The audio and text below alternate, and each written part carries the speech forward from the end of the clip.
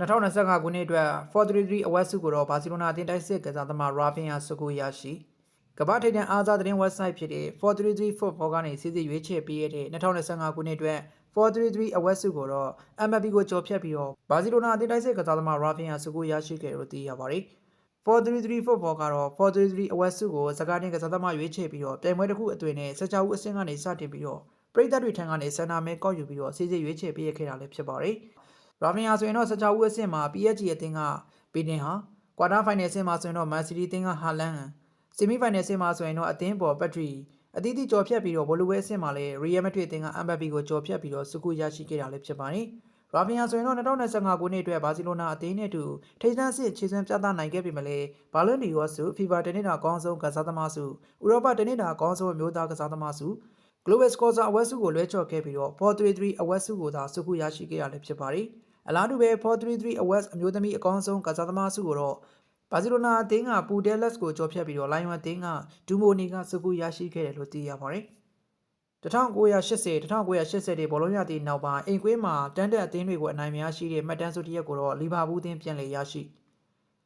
ပရီးမီးယားလိပြိုင်ပွဲစဉ်20နှစ်ဖြစ်ကစားခဲ့တဲ့လီဗာပူးအသင်းနဲ့ဘန်လီအသင်းတို့ပွဲစဉ်မှာဒီရတဲ့ထွက်ပေါ်ခဲ့ပြီးတဲ့နောက်လီဗာပူးအသင်းက1980ဘောလုံးရသည့်နောက်ပိုင်းအိမ်ကွေးမှာ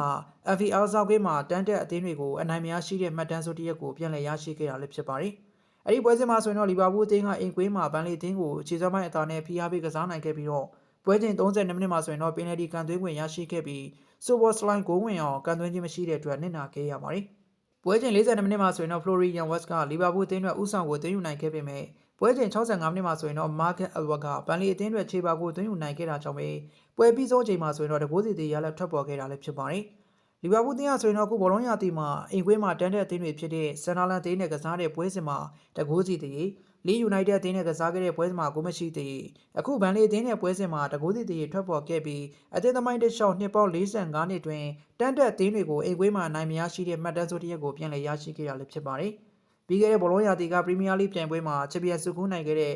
လီဗာပူးအသင်းကအခုဘောလုံးရာသီမှာဆိုရင်တော့အီဇက်